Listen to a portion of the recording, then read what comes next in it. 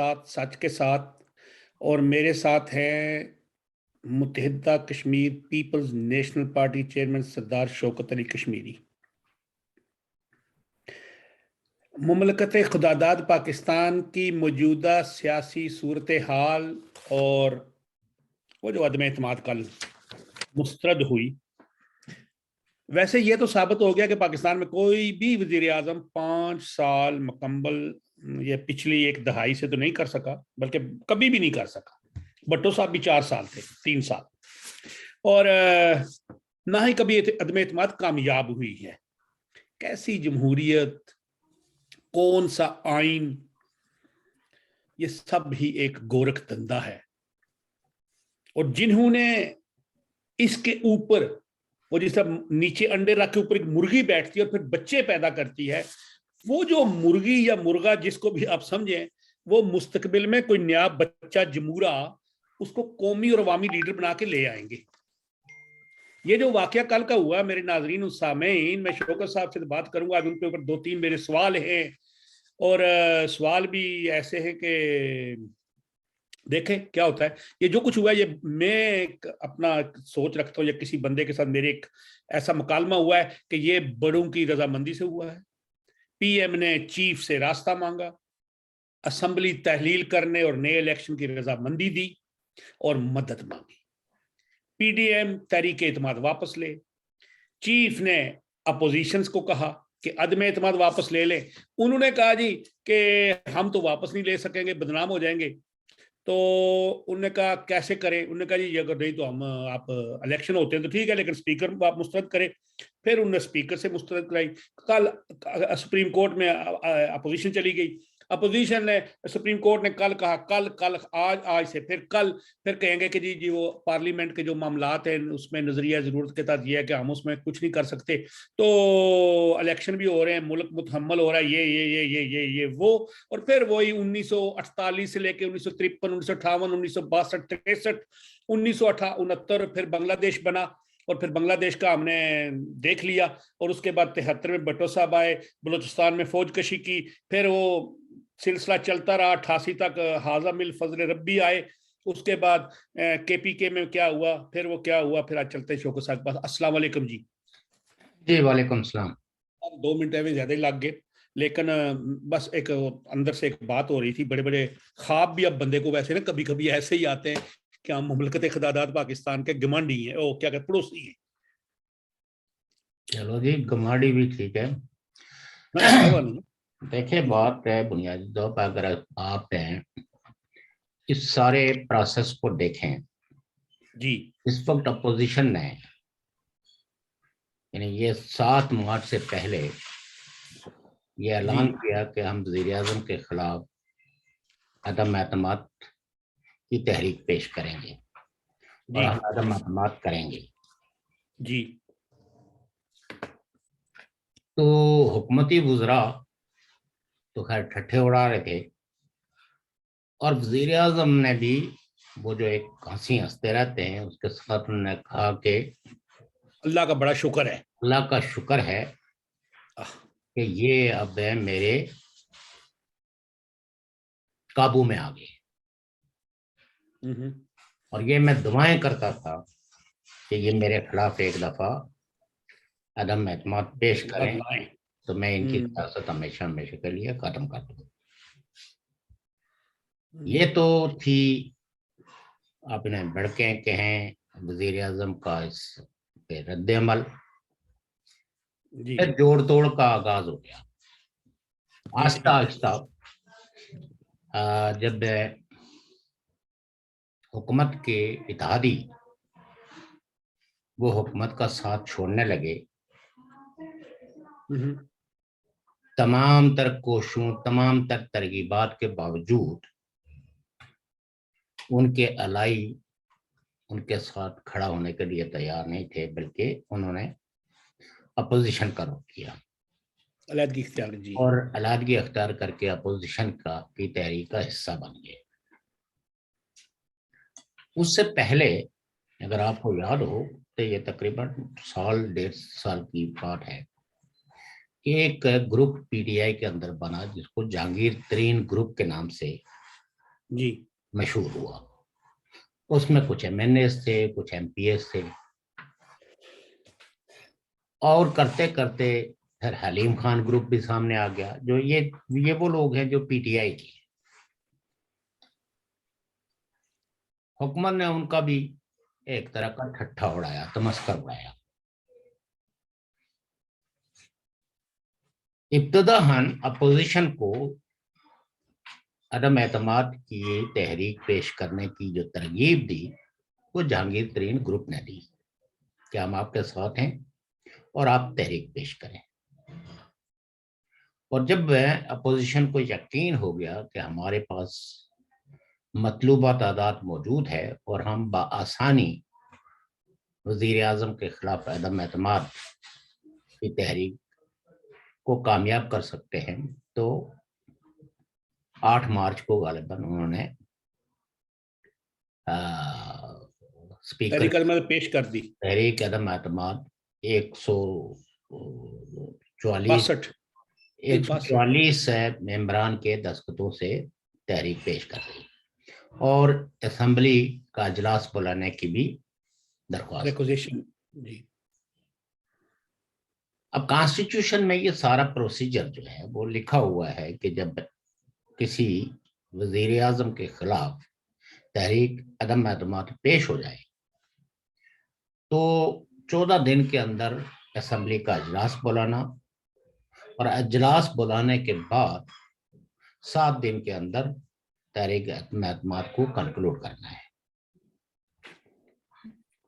جی تو آپ بات کریں. اچھا, جب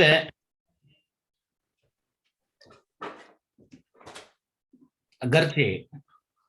تحریک عدم اعتماد جو ہے کی جو درخواست تھی وہ 14 دنوں کے اندر تو اسمبلی کا اجلاس نہیں بلایا گیا, وہ IC کا ایک بہانہ کر کے تو اس کو آگے کر دیا گیا. لیکن 24 تاریخ کو غالباً 24 یا 25 کو اجلاس بلایا گیا اور اس میں 3 تاریخ رکھی گئی بروز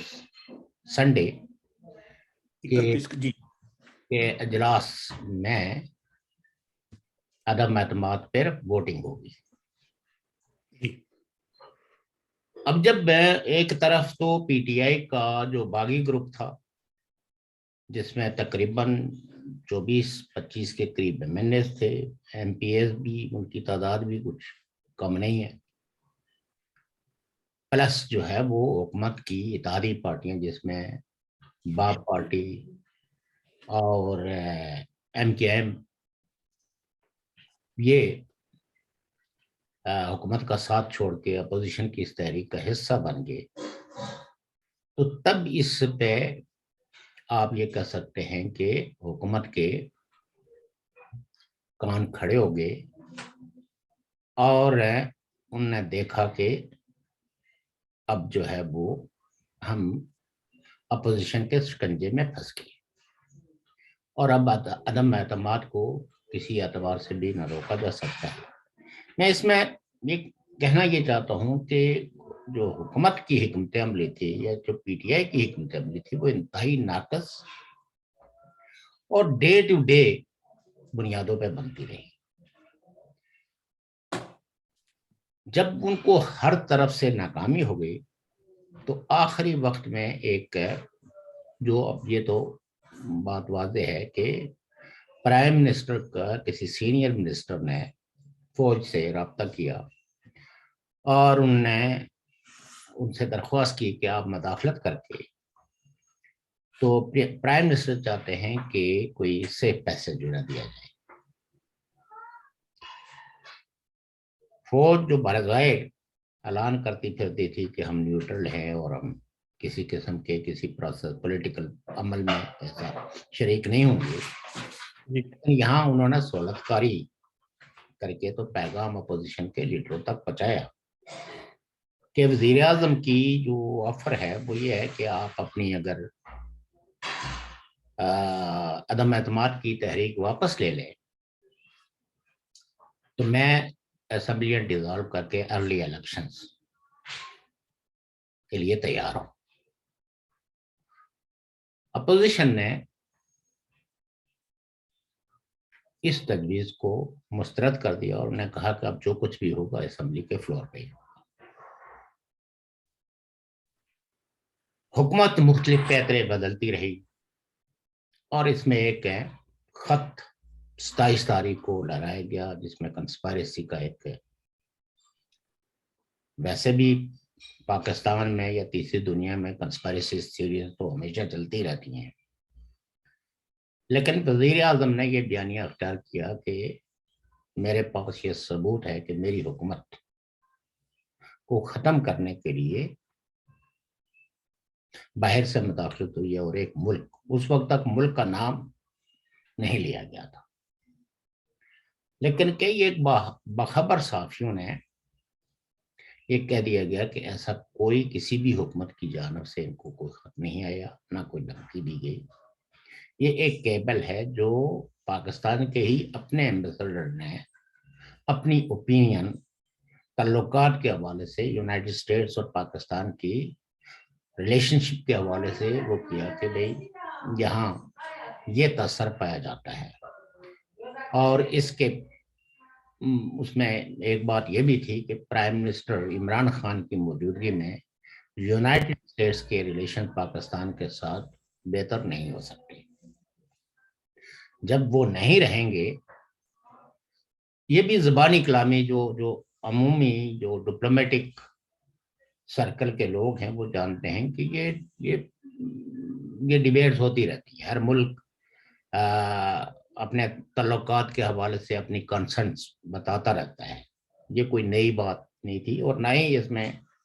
کوئی بڑی کنسپیریسی تھی۔ اس میں کوئی شک نہیں ہے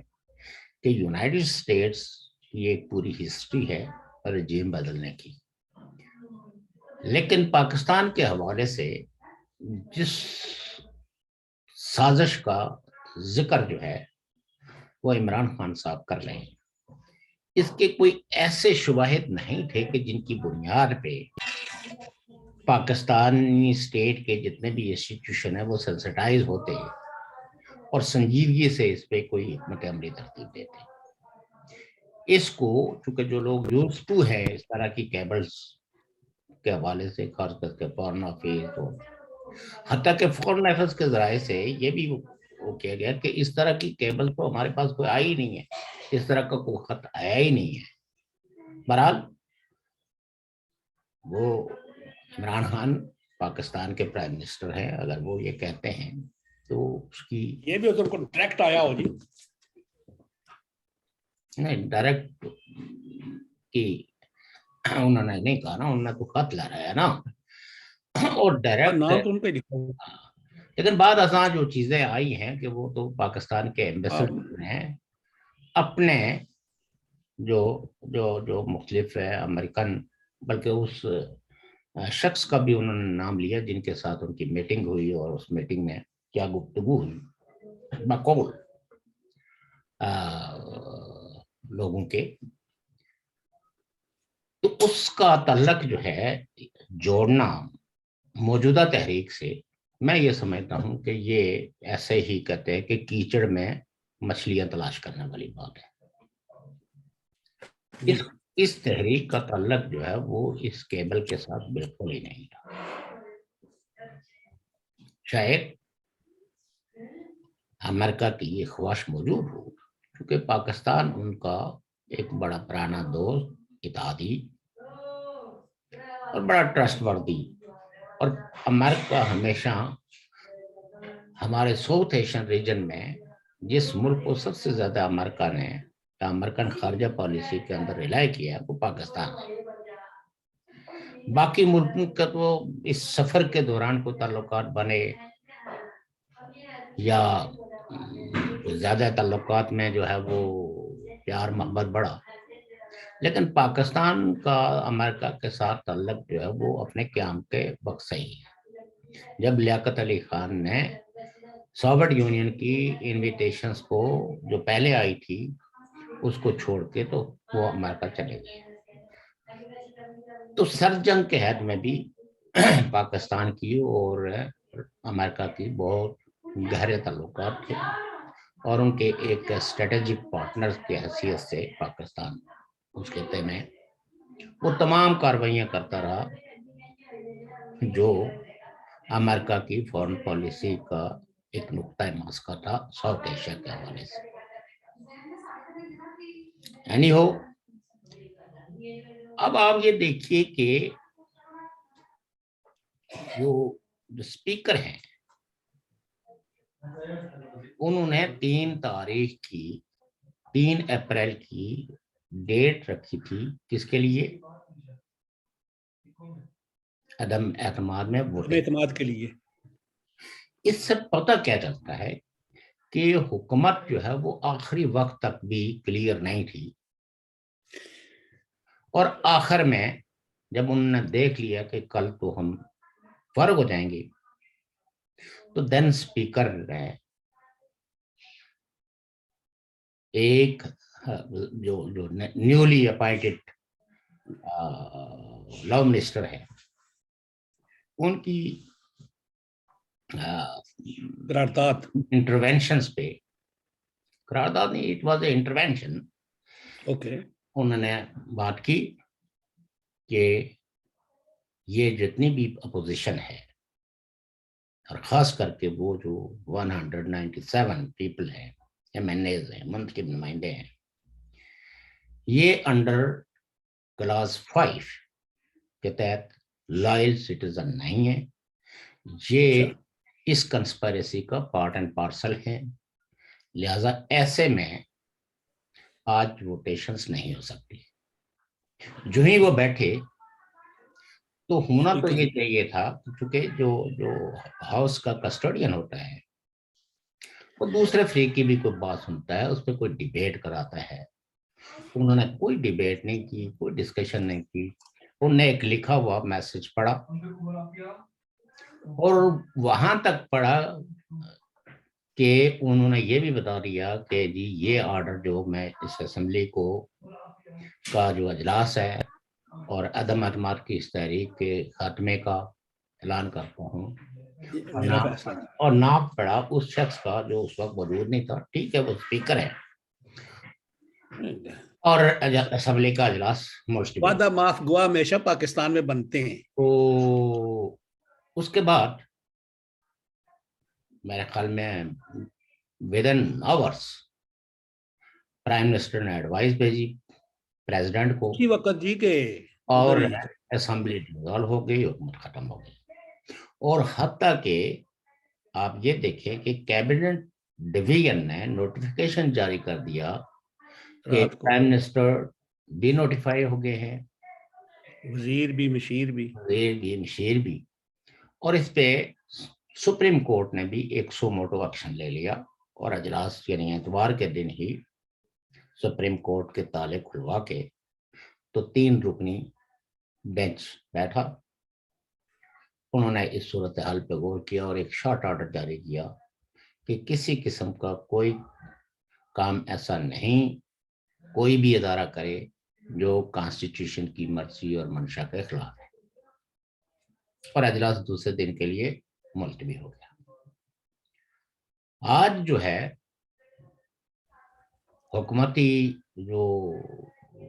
اگرچہ اب حکومت تو کوئی رہی نہیں ہے، لیکن بابر اعوان صاحب جو ہے وہ حکومت کے نمائندے کے طور پر سپریم کورٹ میں پیش ہوئے اور انہوں نے دلیل یہ دی کہ جی جو اسمبلی کی جو کارروائی ہوتی ہے اس کو یہ کورٹ نہیں سن سکتا.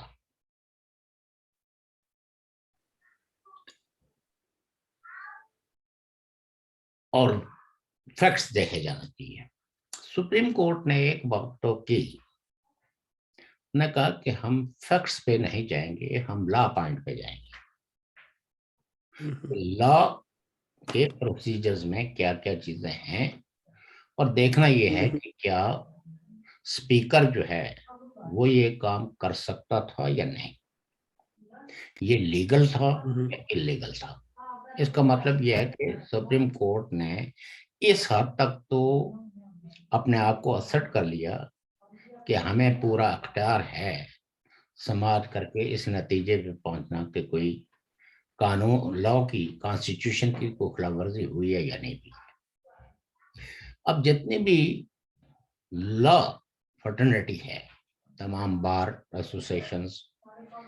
تمام کانسٹیٹیوشنل جو ایکسپرٹ ہیں، ان سب نے کم و بیش ایف اینڈ بیٹ کچھ لوگوں نے لگائی ہے، لیکن 100% جو کانسٹیٹیوشنل ایکسپرٹ ہیں انہوں نے کہا کہ یہ اسپیکر یہ کام نہیں کر سکتا تھا، خاص کر کے جب دن ووٹیشنز کے لیے مقرر ہو تو اس دن اور کوئی رول آف بزنس جو ہے وہ ڈسکس ہی نہیں ہو سکتے۔ بہرحال یہ فیصلہ تو سپریم کورٹ نے کرنا ہے، اپوزیشن بھی وہاں موجود ہے اور حکومتی نمائندے وکلا بھی موجود ہیں، تو میرا خیال یہ ہے کہ کل تک کوئی نہ کوئی آرڈر جو ہے نا وہ سپریم کورٹ جاری کر دے گا۔ عمران خان صاحب کے لیے میں یہ سمجھتا ہوں کہ جو جو ان کی جو پریپریشنز نہ ہونے کی جو دلیل ہے، اب انہوں نے الیکشن ڈکلیئر کیے، ادھر جو ہے وہ پنجاب اسمبلی میں، پنجاب اسمبلی کے یعنی پروونشل اسمبلی کے جو ممبران کی میجورٹی ہے ابو 200، وہ حمزہ شہباز کے ساتھ ہے، اور اگر کل یعنی 6 تاریخ کو پنجاب اسمبلی میں، اور چونکہ اب ہاتھ وہ کاٹ کے اس لیے دے چکے ہیں کہ انہوں نے کاف لیگ یعنی اپنے چیف منسٹر کا استعفی منظور کر کے تو ایک پروسیجر میں ڈال دیا جس میں وہ جو سیکرٹری ہے وہ ڈکلیئر کر چکا ہے کہ کاغذات نامزدگی پر زیر طلائی اور حمزہ شہباز شریف کے درست قرار پائے ہیں، اور یہ اب 2 کینڈیڈیٹ ہیں، اور ان کا فیصلہ جو ہے وہ ممبران جو پروونشل اسمبلی ہے انہوں نے کرنا ہے۔ خدا نہ خواستہ اگر آج عثمان بزدار ہوتے تو شاید پرائم منسٹر ان سے کوئی نہ کوئی ایسی کاروائی ڈلوا سکتے تھے کہ جس میں پنجاب میں گورنر راج لگ سکتا تھا، اور اپنی حکومت ڈیزالو کرنے سے پہلے پنجاب کے یا دیگر صوبوں کے بارے میں کوئی، اب چونکہ ان کے پاس کوئی لیگل اتھارٹی نہیں ہے کہ وہ کوئی ایسا قانون بنا سکے، اور اگر الیکشن فرض کریں کہ سپریم کورٹ یہ سب کچھ لیگل قرار بھی دے دیتا ہے، حکومت تو وہ اپنی ڈیزالو کر چکے ہیں، اسمبلی بھی وہ ڈیزالو کر چکے ہیں، اور کل اگر پنجاب میں حمزہ شہباز شریف جو ہے وہ چیف منسٹر کے طور پر الیکٹ ہو جاتے ہیں تو 2 صوبوں میں تو anti P T I government ہے، باپ پارٹی بھی جو ہے وہ ان کے خلاف ہے، اور وہاں باپ پارٹی کے جو کولیشن میں لوگ جو بیٹھے ہوئے ہیں وہ میجورٹی اپوزیشن کی ہے، چاہے وہ اختر منگل صاحب کی پارٹی ہو یا مولانا فضل الرحمان کی پارٹی ہو یا جو، تو اس کا مطلب یہ ہے کہ 3 صوبوں میں تو حکومتیں ہوں گی پی ٹی آئی یا عمران خان کے مخالفین کی، اور جب مخالفین کی حکومتیں ہوں گی تو کیا یہاں کے لوگ یا عمران خان صاحب کی اتنی پاپولیرٹی ہے کہ ہاؤس فل کاروائی جو ہے وہ عوام کر کے تو ان کو 2/3 میجورٹی دے دے، جبکہ یہ سارے تجزیہ نگار جو گراؤنڈ ریالٹی سے بخوبی آگاہ ہیں، ان کی اپنی حکومت کے دور میں بھی لوگ یہی کہتے رہے ہیں کہ مسلم لیگ نون is the most popular party in Punjab, اور پیپلز پارٹی کے بارے میں کسی کو کوئی غلط فہمی نہ پہلے تھی نہ اب ہے کہ وہاں بھی اب جو آئیں گے وہ اینٹی پی ٹی آئی لوگ، چونکہ جو سندھی اسپیکنگ ہے وہاں پیپلز پارٹی جو ہے وہ بڑی آسانی کے ساتھ زیادہ سیٹوں کے ساتھ جیت جائے گی، اور جو اردو اسپیکنگ ایریاز ہیں ان کے جو اتحادی ہیں ایم کے، وہ اپنی کھوئی ہوئی سیٹیں بھی ज्यादा ले ली। खैबर पख्तूनख्वा में भी मौलाना फजलुर रहमान की नंगी तलवार जो है वो पीटीआई के लोगों पे सवार है, क्योंकि हालिया जो बल्दियाती इलेक्शंस हुए हैं इनकी तमाम पॉपुलैरिटी के बावजूद भी आप ये देखिए कि मौलाना फजलुर रहमान साहब की जो पार्टी है वो तकरीबन 31 जो अजला हैं उनमें उनकी पार्टी ने स्वीप किया है। 6 अजला के अंदर 9 अजला के अंदर मुस्लिम लीग, 9 नहीं 8, शायद 8।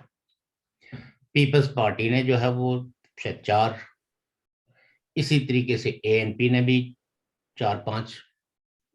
और जो जो जो पीटीआई है उसने तकरीबन 40 या 41 है, 35। तो इसका मतलब यह है कि वहां भी कोई पीटीआई कोई कंफर्टेबल नहीं है। और जो वजीर आजम आज 4 दिनों से मुसलसल तमाम टीवी चैनल्स पे लोगों को जो कॉल दे रहे हैं, पाकिस्तान का मीडिया इस बात का गवाह है कि उनकी कॉल पे सिवाय चंद एक लोगों के किसी ने कोई कान नहीं धरा। कहीं रोड ब्लॉक नहीं हुई, कहीं कोई बड़े इज्तिमात नहीं हुए, कहीं कोई दंगा फसाद नहीं हुआ, जो उनकी मर्जी थी कि कोई किसी तरीके से इमरजेंसी नाफज हो जाए, या हत्या के फ्रस्ट्रेशन में पीटीआई के कारकुन जो है वो एक बैनर लेके आए कि इमरान खान या मार्शल्ला, यानी मार्शल्ला को भी दावत दे दी गई। और उनकी कैबिनेट के जो मिनिस्टर्स, खास करके जो इंटीरियर मिनिस्टर्स हैं, वो तो कई अपने इंटरव्यूज में कई जगहों पे अपील कर चुके हैं फौज से कि आप मदाखलत करें, आप इंटरवीन करें, आप टेक ओवर करें। तो इससे पीटीआई की जो डेमोक्रेटिक क्रेडेंशियल्स हैं वो भी मशकूक होकर रह गई। जो कुछ असेंबली में हुआ ये तो अब जाहिर है कि हम जितना भी कुछ कहेंगे शायद कोई पीटीआई का सुनने वाला ये कहेगा कि ये इनका बाइस तजिया है, लेकिन सुप्रीम कोर्ट ने फैसला देना है। मेरा इतना सा कंस्टेंट है कि अगर आज सुप्रीम कोर्ट ये जो लोग जो रूल्स पढ़ पढ़ के और कॉन्स्टिट्यूशन की जो शिकें हैं, क्लाजेज हैं, तो अगर खुदा न खास्ता सुप्रीम कोर्ट जो है वो इसको जायज करार दे देते हैं, तो फिर आप मुझे ये बताइए कि अदम एतमाद की तहरीक मुस्तकबिल में इसका क्या फ्यूचर होगा। कोई प्राइम मिनिस्टर जो किसी तरीके से भी प्राइम मिनिस्टर की कुर्सी पे बैठ जाए तो उस प्राइम मिनिस्टर को तो फिर 5 साल तक बादशाही मिल गई। अगर वो अपने यानी जो हाउस है, नेशनल असेंबली का जो हाउस है जी, उसको अगर अपने प्राइम मिनिस्टर का एहतसाब करने का अख्तियार खत्म हो जाता है और स्पीकर के पास ये अख्तियार है कि वो किसी वक्त भी मेजॉरिटी को बिल्डोज कर सकता है और उनको ऐवान से बाहर निकाल सकता है, तो पहले ही पाकिस्तान की डेमोक्रेसी जो है उसको दुनिया मानने के लिए तैयार नहीं है कि ये कोई डेमोक्रेटिक गवर्नमेंट है, बल्कि इसको एक हाइब्रिड रिजीम कहा गया कि जिसमें जो जो बड़ा हिस्सा है हुकूमत में वो है फौज का, और ये आगे जो है वो एक आप कह सकते हैं कि सोलतकार हैं या एक पब्लिक फेस है। इसीलिए कुछ लोगों ने ये कहा कि कल जो कुछ भी हुआ है तो ये एक तरह का सिविलियन मार्शल लॉ पाकिस्तान में लगा, चूंकि जब आप कॉन्स्टिट्यूशन के को वायलेट कर देते हैं और उसके स्पिरिट के मुताबिक एक्ट नहीं करते तो इस लॉलेसनेस को या कॉन्स्टिट्यूशन की वायलेशंस को कोई ना कोई तो नाम लोगों ने देना था और उन्होंने दे दिया। और आप बावजूद इसके کہ کیبنٹ ڈویژن نے نوٹیفیکیشن جاری کر دیا ہے کہ prime minister is no more prime minister, اور خود بھی انہوں نے سارے جو کانسٹیٹیوشنل جو ادارے تھے ان کو انہوں نے ڈیزالو کر دیا. تو یہ ایک بہت بڑے قیاس کی ہی بات نہیں ہے، بلکہ اب تو سارے، کل تک تو شاید ہم لوگ تھے جو کہتے تھے کہ پاکستان میں سول وار انیویٹیبل ہو گئی ہے. اب تو باقاعدہ پاکستان کا جو پی ٹی وی، جو سرکاری ٹی وی ہے، وہاں سے ایک شخص، چونکہ اب وہ پرائم منسٹر تو ہے نہیں، اب اس کو شخص ہی کہنا پڑے گا یا اس کو عمران خان کہنا پڑے گا، وہ جو دعوت و تبلیغ کر رہے ہیں. اب یہ ہے کہ اگر لوگ اپنے لیڈر کے شعور اور اس کی سیاسی سمجھ سے زیادہ ایڈوانس ہو کر سوچنے لگیں تو پھر تو شاید یہ مرحلہ ٹل جائے. لیکن اب جو دراڑیں پڑ چکی ہیں اور پاکستان کے مستقبل پہ جو سوالات اٹھ گئے ہیں، ان سوالات کا جواب دیتے دیتے آئندہ کی حکومت کو بھی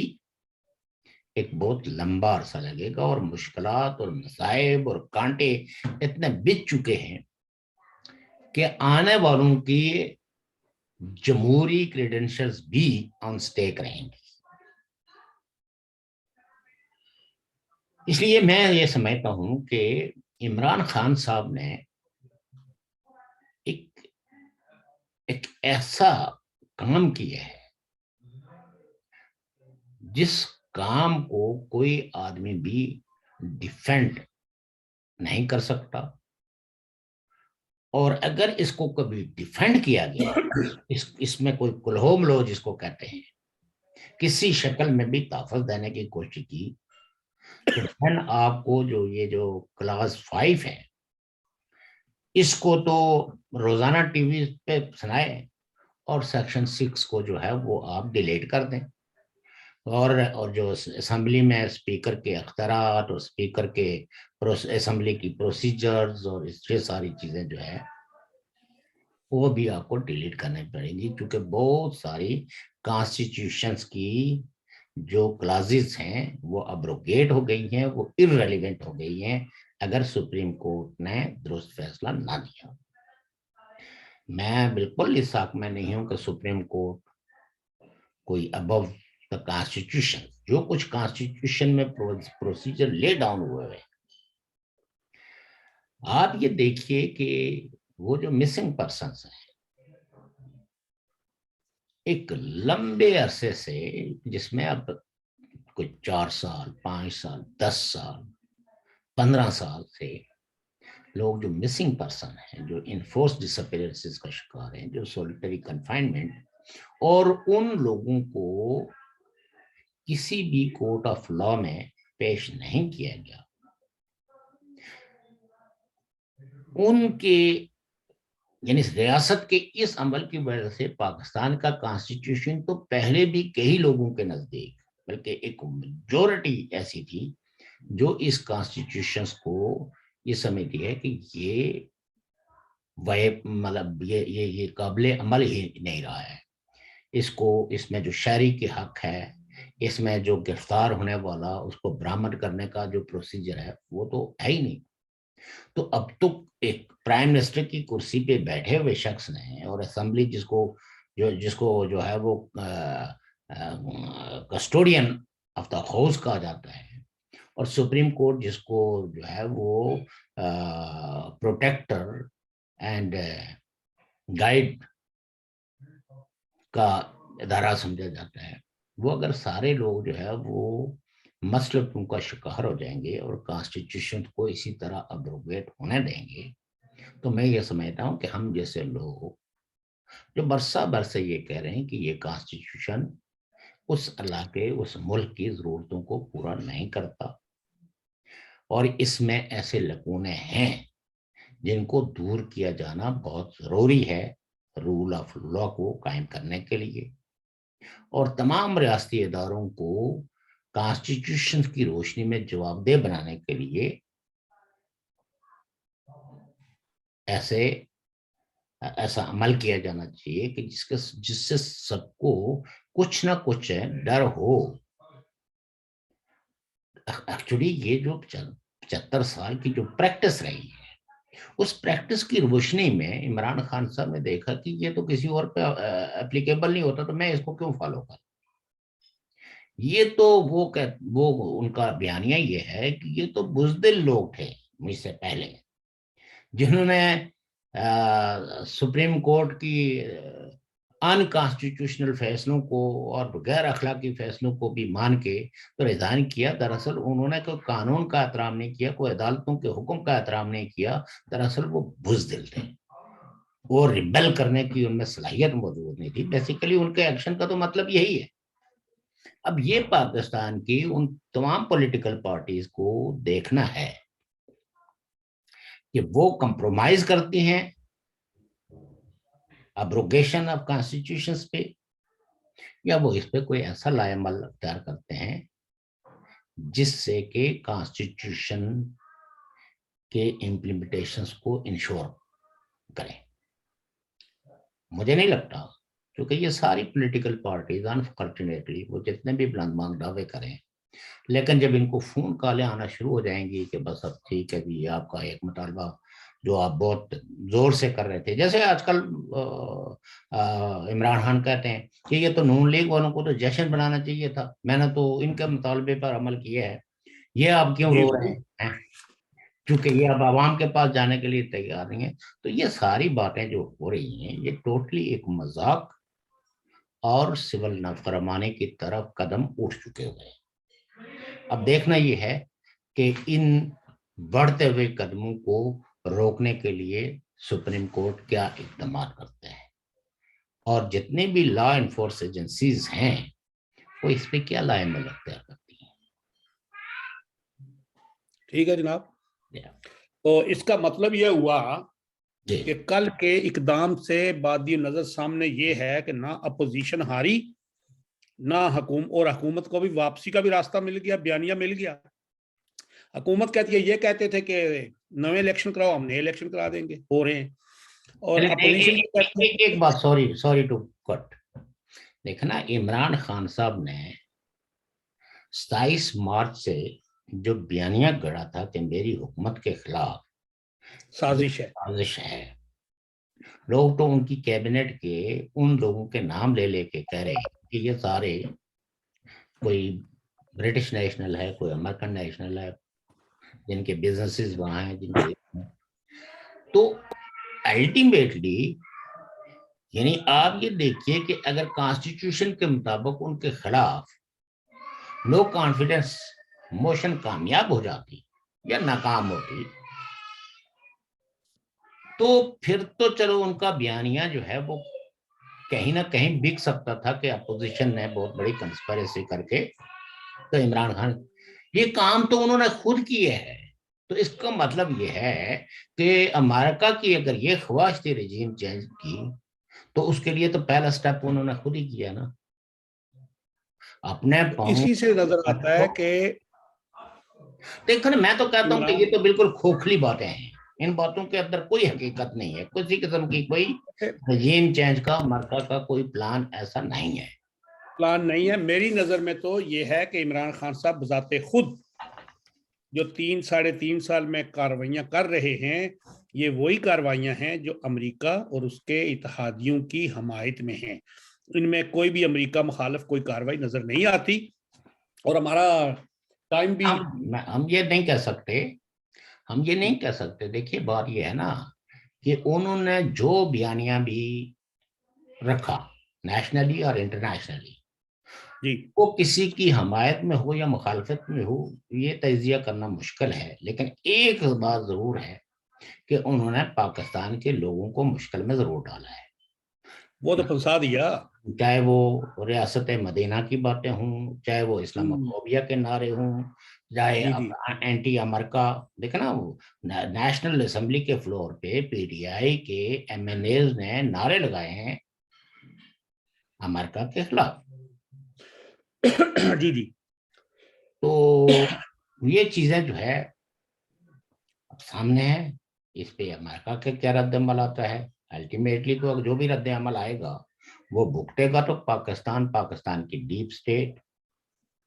اس لیے کہ ساری دنیا یہ جانتی ہے کہ عمران خان صاحب کو پال پوس کے اقتدار پہ لانے والے کون ہیں. ٹھیک ہے، تو ناظرین و سامعین، آپ نے شوکت صاحب کی گفتگو سنی، اور یہ تو ہمارا ایک تجزیہ ہے. باقی اللہ نہ کرے کہ وہ معاملہ جو کہیں بہت کتابوں میں لکھا گیا ہوا ہے وہ کہیں تجرباتی طور پہ سامنے نہ آ جائے. اللہ نہ کرے، ہم ایسا کچھ سوچتے نہیں. تو کشمیری قوم، عوام آئیں اور اپنی ریاست کے لیے ریاستی جماعتوں میں مل بیٹھ کر کام کرے اپنی ریاست کے لیے. اللہ حافظ.